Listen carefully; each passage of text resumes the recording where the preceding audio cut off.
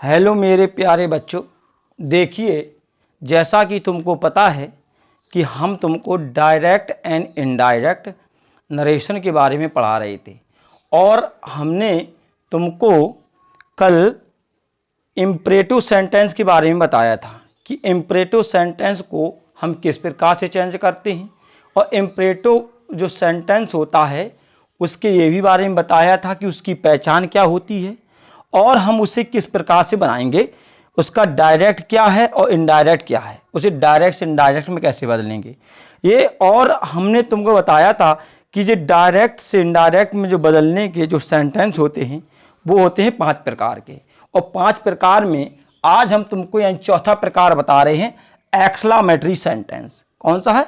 Exclamatory sentence. एक last और बचा है ऑप्टेटिव सेंटेंस, ठीक है ना। तो देखिएगा जो एक्सक्लामेटरी सेंटेंस है आज हम तुमको उसके बारे में बताएंगे। तो देखिएगा पूरा वीडियो कंप्लीट करके देखिएगा, ये तुमको आएगा समझ में। अच्छा, इस एक्सक्लामेटरी सेंटेंस को समझने के लिए तुमको असर्टिव सेंटेंस के बारे में पढ़ना अति आवश्यक है। अगर तुमने इम्परेटिव सेंटेंस के बारे में नहीं पढ़ा तो ये एक्सक्लामेटरी सेंटेंस नहीं समझ में आने वाला। तो इसलिए अगर वो वीडियो ना देखा हो जो हमने बताया है, ठीक है, असर्टिव सेंटेंस वाला है, उसमें अलग अलग करके हमने बताया है, उसमें कुछ टेंस संबंधी नियम अलग करके बताए हमने और जो पर्सन संबंधी नियम वो भी हमने अलग करके बताए। अगर वो ना देखा हो तो देखो सब। इसके बाद तुम्हें एक्सक्लामेटरी सेंटेंस के बारे में विधिवत तरीके से जानकारी प्राप्त होगी, ठीक है। ये प्रत्येक कक्षाओं के लिए इम्पोर्टेंट है और जो कॉम्पिटिटिव जो एग्जाम है उसके लिए भी इम्पोर्टेंट है, ठीक है ना। हर कक्षा में 9 से लेकर के आगे जितने 9, 10, 11, 12 और आगे जो कॉम्पिटिटिव एग्जाम है उनमें डायरेक्ट इनडायरेक्ट का वो समावेश है। देखिए तो इसमें एक्सक्लामेटरी सेंटेंस क्या, पहले ये समझिए। जो एक्सक्लामेटरी जो सेंटेंस होता है, यदि वाक्य में प्रसन्नता दी जाए, ठीक है, अगर कोई बहुत ज़्यादा खुशहाली हो, अगर एक खुशी वाली बात हो, अगर कोई अचानक कोई अच्छा काम हो जाए तो हम ज़्यादा प्रसन्न होते हैं। और जैसे शोक, अगर कोई जैसे बहुत ज़्यादा दुख हो, ठीक है ना। और जैसे आश्चर्य, जैसे कहते हैं, जैसे हम कहते हैं सरप्राइज, ठीक है ना। अगर ये सब दिए गए हैं तो वो हमारा एक्सक्लामेटरी सेंटेंस होता है। ये इसकी क्या होगी, पहचान हो गई। क्या क्या कि प्रसन्नता होना चाहिए, जैसे जॉय कहते हैं, ठीक है। सौरव जैसे कहते हैं शोक, दुख, और आश्चर्य जैसे कहते हैं सरप्राइज। अगर ये सब हैं तो वो हमारा एक्सक्लामेटरी सेंटेंस कहलाता है, ठीक। अब ऐसा है कि हमने तुमको असर्टिव सेंटेंस में इन्वर्टेड कॉमास को हटाने के लिए कंजंक्शन डेट का इस्तेमाल कराया था। फिर हमने तुमको इम्परेटिव सेंटेंस बताया था, तो इम्परेटिव सेंटेंस में इन्वर्टेड कॉमास को हटाने के लिए इफ या वेदर का प्रयोग किया था।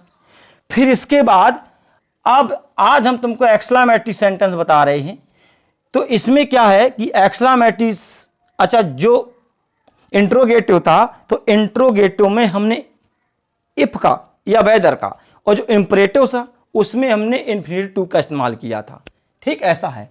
और आज हम तुम्हें एक्सक्लामेटरी सेंटेंस बता रहे हैं तो इसमें इन्वर्टेड कॉमास को हटाने के लिए डेट का इस्तेमाल करेंगे, ठीक। यहां हम क्या लगाएंगे, डेट। देखिएगा इसका पहला नियम है कि यदि वाक्य में प्रसन्नता प्रकट की गई हो, तो अगर वाक्य देखेंगे पढ़ के, अगर वाक्य में प्रसन्नता है तो हम क्या करेंगे, वहां सैड जो दिया गया होता है हम वहां पे एक्सक्लेम्ड विथ जॉय का इस्तेमाल करते हैं, ठीक है, या एक्सक्लेम्ड विथ डिलाइट का इस्तेमाल करते हैं। तो ये अच्छा रहेगा, एक्सक्लेम्ड विथ जॉय, इसका इस्तेमाल करेंगे। जैसे ये हमने एक वाक्य दिया है, देखो जी, ये हमने इसका एक एग्जाम्पल है, इसे देखिएगा। देखा ही सैड हरा, इसे क्या पढ़ते हैं, हरा। ही सैड, उसने कहा हरा। हरा मीन्स होता है वाह वाह, क्या होता है, वाह वाह। My old friend has come, मेरा पुराना मित्र आ गया है। समझ में आया? वो कहता उसने कहा हरा, वाह वाह, my old friend has come, मेरा पुराना मित्र आ गया है। मतलब वो इस बात में खुश है कि मेरा पुराना मित्र आ गया। तो इस वाक्य में क्या दी गई है, प्रसन्नता दी गई है, क्योंकि वो कह रहा है वाह वाह। वाह वाह कब करते हैं, जब हमें ज्यादा प्रसन्नता होती, वाह मजा आ गया या वाह क्या बात है, ठीक है ना। तो देखिएगा इसको बनाने के लिए क्या करेंगे, ही लगाएंगे, ठीक है। ही के बाद हमने बताया कि सैड और इसके स्थान में ये पूरा चला जाएगा इसी में, किसमें, एक्सक्लेम्ड, एक्सक्लेम्ड, ठीक है, एक्सक्लेम्ड विथ जॉय, ठीक, ये बनके तैयार हो गया। ठीक, हमने बताया था कि कॉमा, इन्वर्टेड कॉमा को हटाने के लिए कंजंक्शन डेट का इस्तेमाल करेंगे, किसका, डेट का, जी हमने लगा दिया डेट, डेट हो गया। अब हम देखेंगे, अब डेट लगाने के बाद तुरंत हम जाएंगे इसमें, देखें करता क्या है। लिखा है माई ओल्ड फ्रेंड, क्या लिखा है, माई ओल्ड फ्रेंड। माई दिया गया है तो माई होता है फर्स्ट पर्सन का कर्ता, किसका होता है, फर्स्ट पर्सन का कर्ता। और पर्सन संबंधी नियम हमने अलग वीडियो में बताए हैं, बहुत आसान तरीके से बताए हैं, और एक बेहतरीन ट्रिक का इस्तेमाल किया है। देखना ऐसी ट्रिक जो कभी भूल नहीं पाओगे कि पर्सन कैसे चेंज किए जाते हैं, उनको भी देख सकते हो। तो माई है, फर्स्ट है, किसके अनुसार, सब्जेक्ट ही है, तो इसलिए यहाँ पे माई की जगह क्या हो जाएगा, हिज हो जाएगा, क्या हो जाएगा, हिज। हिज के बाद ओल्ड हो जाएगा, ओल्ड का फ्रेंड हो जाएगा। और हैज दिया गया है तो ये प्रेजेंट इंडेफिनिट का है, और जब प्रेजेंट इंडेफिनिट का टेंस जो होता है वो पास्ट यानी प्रेजेंट परफेक्ट टेंस का है, और जो प्रेजेंट परफेक्ट जो टेंस होता है वो पास्ट परफेक्ट टेंस में बदलेगा, इसलिए यहाँ पे हैड का इस्तेमाल कर देंगे, और हम क्या लगा देंगे, यहाँ पे कम लगा देंगे। ठीक, ये इस प्रकार से इसका टेंस जो होता है इस प्रकार से इसमें बदलाव होता है। ठीक, ये हो गया। अब जैसे हमने बताया दूसरा वाक्य कि यदि वाक्य में शोक प्रकट किया गया हो तो वहां एक्सक्लेम्ड विथ जो सौरो बदल देते हैं, या एक्सक्लेम्ड विथ ग्रीफ बदलते हैं, तो ये अच्छा रहेगा, इसे देख लो। तो क्या है कि इस अगर वाक्य में दुख हो, अगर कोई ज़्यादा बड़ा हादसा हो गया या कोई ऐसी दुर्घटना घट गई जिससे हमें ज़्यादा दुख हो रहा है, तो वहाँ हम एक्सक्लेम विथ सॉरो का इस्तेमाल करते हैं। वो कैसे, यहाँ देखिएगा, ही सैड, उसने कहा, अलास, अलास माने होता है हाय, क्या होता है, हाय। और आई एम रूडेड, रूडेड मीन्स होता है बर्बाद होना, तो वो कहता उसने कहा हाय मैं बर्बाद हो गया।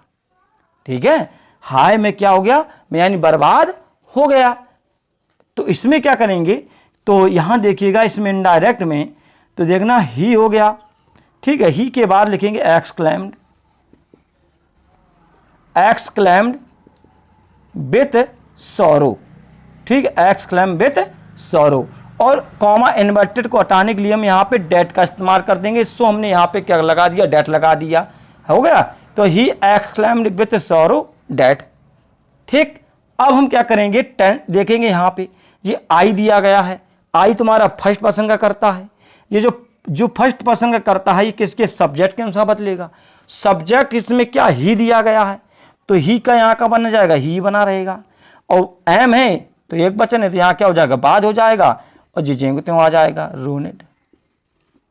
ठीक, तो ये जो थे ये तुम्हारा जो एक्सक्लेमेटरी सेंटेंस था, इसमें हमने बताया कि एलास और जब हरा, जब दुख और शोक ये भाव जब प्रकट होते हैं तो हमें इन्हें किस प्रकार से बदलाव करते हैं और किस प्रकार से नहीं बदलाव करते हैं, इन्हें कैसे बदलना है, तो ये हमने तुम्हें आसान तरीके से बताया ताकि तुम्हें इन बातों को अच्छी तरीके से आ जाए समझ में।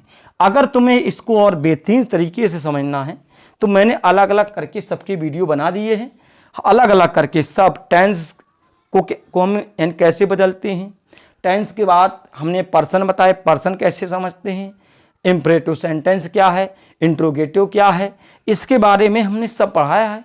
तो आप जाकर के पिछले जितने वीडियो हैं उनको देख सकते हो। ये तुम्हारी वेरी मोस्ट इम्पॉर्टेंट है, चाहे बोर्ड एग्जाम हो चाहे कोई कॉम्पिटिटिव एग्जाम हो, तो इनमें अध्ययन कीजिएगा और इनमें आराम से लगे रहिएगा, और अगर मेहनत करोगे तो तुमको ये सफलता पक्का मिलेगी। जय हिंद।